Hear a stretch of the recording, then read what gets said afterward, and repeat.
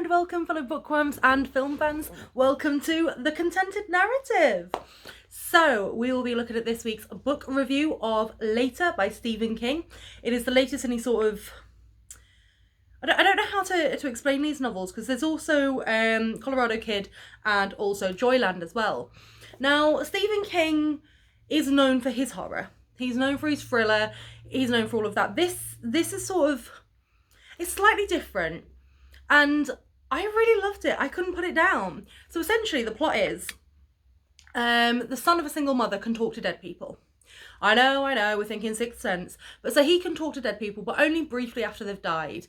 Then slowly they kind of disappear and he can never hear them again.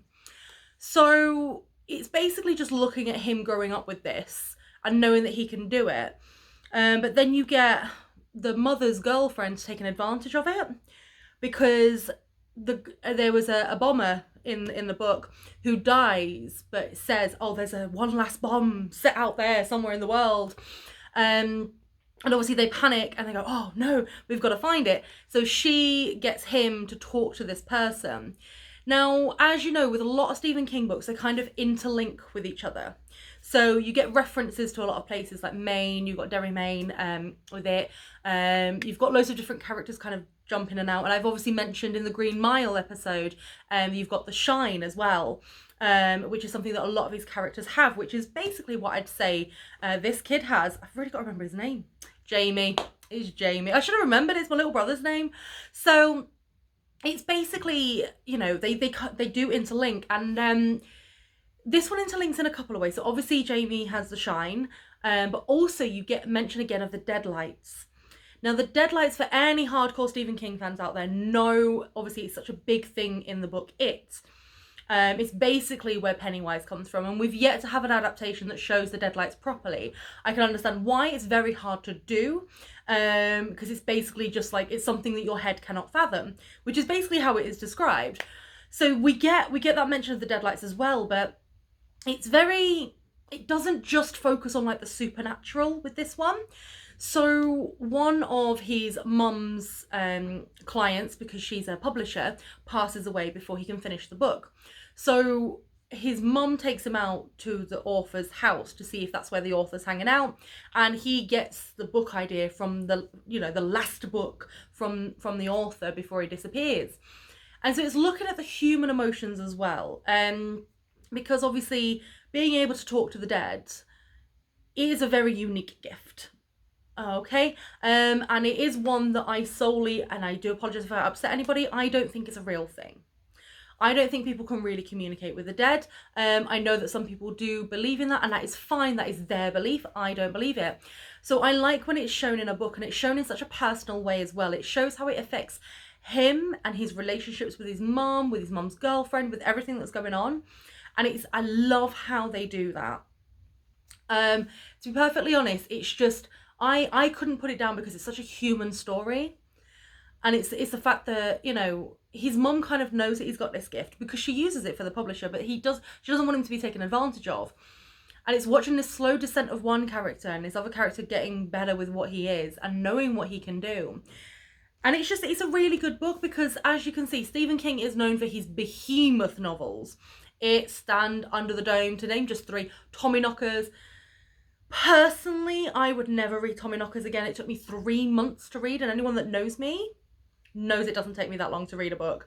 It took me 3 months. I was not impressed. I got it as a gift for Michael, and once Michael's read it, if he doesn't like it, it's going straight to secondhand. But this is a nice little slim one. It's a quick read, it's easy language, and it's not too sort of like horror. It doesn't really keep you up at night. And I mean, his other ones are pretty similar as well. And I love the stories where they are talking about more of the human element than the superhuman element. And when he dips into the world where it's not so much of a supernatural in that respect, because speaking to the dead is just an aspect of what this kid can do, but the rest of his life is kind of just normal. And I really like that look into it, and I like that look into the relationships. So I would definitely recommend this book to anyone. It's called Later, as I said before, by Stephen King. I love this cover as well. Like, this cover is very sort of like detective novel, you know, absolutely brilliant. And I just loved everything about it. And I would definitely say to anybody, even if you're not a huge Stephen King fan, like, I don't think you need to be a fan of Stephen King to be able to read this book. I think you can just read this book without needing to have ever read Stephen King.